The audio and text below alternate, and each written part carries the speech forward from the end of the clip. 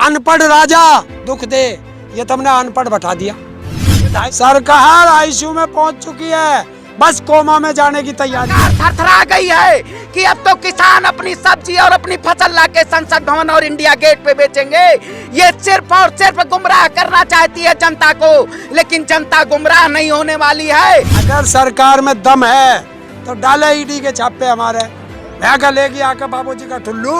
नहीं तो मैं तो ऐसे ही रहता हूँ भाई, और जब तक जीऊंगा ऐसे ही जीऊंगा, सरकार की नाक में दम करता रहूंगा। चोट की चोट से इस सरकार को गिराएंगे, क्योंकि अगर देश का लोकतंत्र है तो लोकतंत्र में हम बटन दबाएंगे और भाजपा को हराएंगे। तो इसलिए तो समझाने आया था आपको। क्या वोट दे दियो मुझे, जूता आपके किसान के पैर में बता दिए। सरकार किसानों की नहीं है, यो किसान गरीबों की नहीं है, यो सरकार जो है उद्योगपतियों की। अनलिमिटेड भंडारण क्या है, क्या है? पुराने कानून में संशोधन ही तो करा। क्यों करा? हाँ तो क्यों दे रहा भाई तू? जब सारा माल तेरे घर में भग जगा तो देश की जनता क्या खावेगी? आप लोगों की आय दुगनी करने के लिए दे रहे हैं ना। कैसे आय दुगनी होगी? 2022 में क्या है फार्मूला, बताओ कैसे होगी? सरकार बताएगा, सरकार और सरकार से ही तो पूछ रहे हो, और क्या हम तेरे से पूछ रहे हैं? जब तू सरकार का सवाल कर रहा तो जवाब भी तो दे। मोदी जी की दाढ़ी बढ़ने से पाकिस्तान और चाइना घबराता है। अरे ये अभी बंगाल में दौरा कर रहे हैं, क्योंकि बांग्लादेश में दौरा करने जा रहे हैं, क्योंकि बंगाल का चुनाव है। ये वहाँ पे भी जुमला जी भी फेंकना चाहते हैं कि वहाँ से बांग्लादेश से भारत कमजोर होगा, लेकिन ये क्या करना चाहते हैं? सिर्फ और सिर्फ तोड़ने की राजनीति करना चाहते हैं, तोड़ने की और तुष्टीकरण की राजनीति करना चाहती है। जुमला खाओ, आपको ना हम रोजगार देंगे, ना हम आपको आत्मनिर्भर बनाएंगे। पूरा देश का किसान सड़कों पर पड़ा, विदेश में जाकर डंका बजवा ले तो जा, विदेश में जाकर राज कर लिए, हिंदुस्तान को खाली कर। आप कह रहे हो मोदी जी कुछ नहीं कह रहे, मोदी जी की दाढ़ी से पाकिस्तान डर जाता है? मोदी जी की तो दाढ़ी से भी पाकिस्तान डरता है। तो उन कुत्तों से पूछ कि हमारे सैनिक क्यों रोज शहीद हो रहे, इसकी दाढ़ी को हटा दे। इससे जाके पूछ कि जिस देश को डरा रहा है दाढ़ी से, उसमें सारे दाढ़ी वाले हैं और इससे बड़ी बड़ी दाढ़ी वाले हैं। क्या बेकार की बात करते हो? कौन कहता है? कुत्ते कहते हैं बीजेपी के नेशनल मीडिया वाले। थूकता है उन सारे नेशनल मीडिया पे, दलाल हैं सारे, बड़वे हैं देश के, थूकता है भारत उन पे।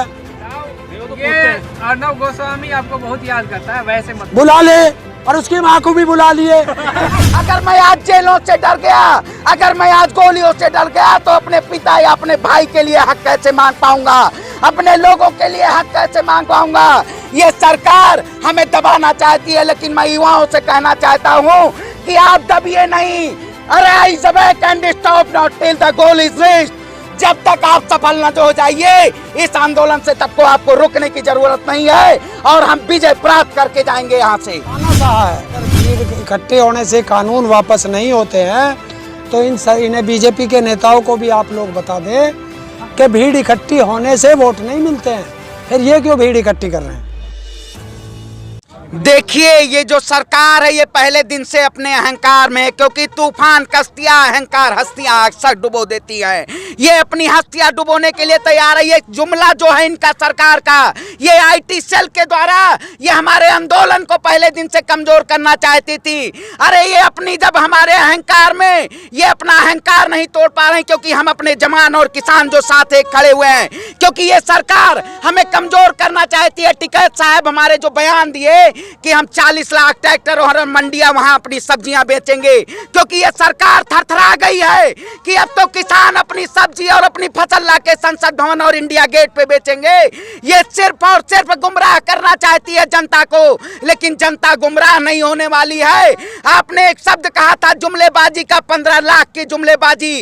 अरे जब 2014 में ये सत्ता अपनी ब्रांडिंग कर रही थी, मोदी सरकार के नाम पे अपनी ब्रांडिंग फैला रही थी, उस वक्त क्योंकि कोई भी नया व्यक्ति अगर देश में आता है तो लोग उसे समझते हैं कि बहुत बढ़िया व्यक्ति होगा, लेकिन जब उसके कामों को देखा जाता है और उसके समय को देखा जाता है, उसके बाद लोगों को समझ आता है, तब हम लोगों ने समझा।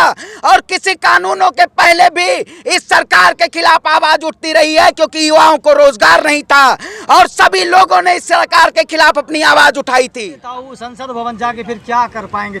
लाल किला पे चलिए आप नहीं गए, लेकिन आप दिल्ली जा रहे थे, तो दिल्ली जाके अब क्या कर पाए, कुछ तो नहीं हुआ। अरे गेहूं बेच के आएंगे संसद में, अच्छा, क्योंकि वहीं कानून बनते हैं। तो हम पूछेंगे कि बताइए आपने कानून बनाया और देश के प्रधानमंत्री ने कहा है कि आप कहीं भी बेच सकते हैं, तो जाएंगे संसद पे पूछेंगे कि बता दे एमएसपी, कि प्रधानमंत्री ने कहा ना एमएसपी है, एमएसपी थी, एमएसपी रहेगी, तो एमएसपी पे बेचने जाएंगे। संसद में कौन खरीदेगा, सांसद लोग खरीदेंगे। क्यों, वहीं तो कानून बने थे, वो कानून वहीं तो पता चलेगा।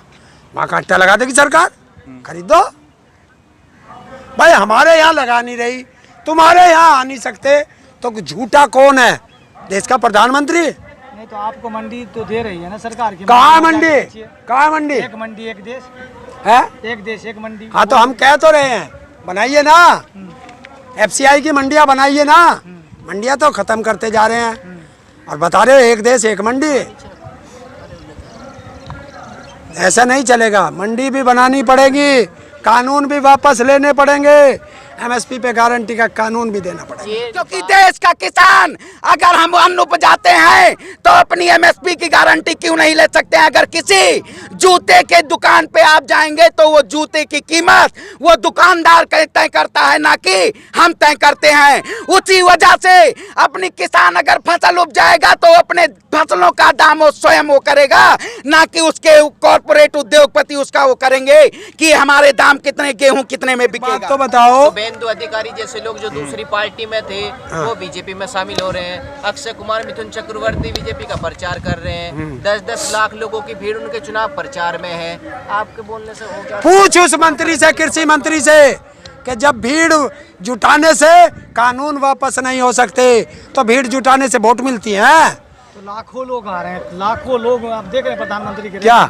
लाखों लोग तो अरे गाड़ियां भेज दो किसी के लिए, खाने के लिए दे दो, दारू पीने के लिए दे दो, पैसे दे दो, तो कोई ये जुटा लेगा? तो यही बात कह रही है सरकार आपसे। कौन? आपको अगर प्रधानमंत्री में हिम्मत है तो वो जो भीड़ आई है उसको रोक दो, एक महीना रोक के दिखा दे, पता चल जाएगा भाड़े के टट्टू कौन है। तो आपको भी तो यही कह रहे हैं ना। अगर हम भाड़े के टट्टू होते तो हम यहाँ रुक रहे थे, हम यहाँ रुक रहे थे।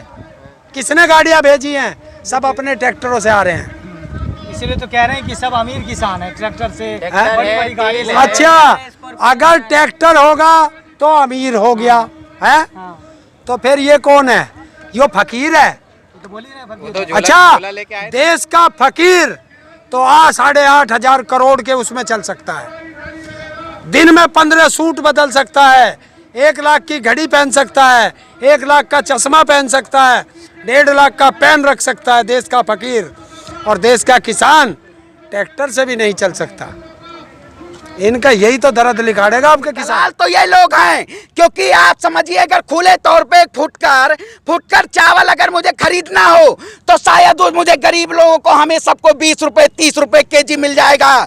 लेकिन वही जब चावल इन अडानी और अंबानी या बाबा कामदेव के कंपनी में जब जाएगा और जब उस पे एमआरपी छपके और उसकी पैकेजिंग होगी तब वो 100 रुपए 150 रुपए किलो बिकेगा। तो हमारे देश के जो हमारे भाई हैं, चाहे वो गरीब तबके के लोग हों चाहे मिडिल क्लास के लोग हों, वो कहाँ जाएंगे खरीदने?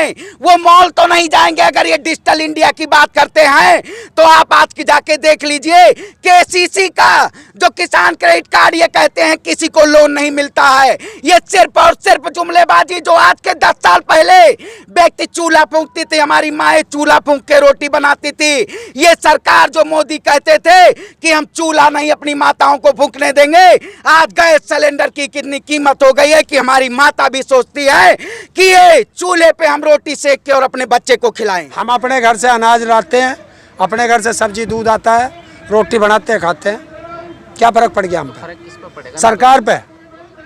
देखिए, सरकार परमानेंट नहीं है, ये ध्यान रख लेना। आप परमानेंट है हम पर किसान था, किसान है, किसान रहेगा।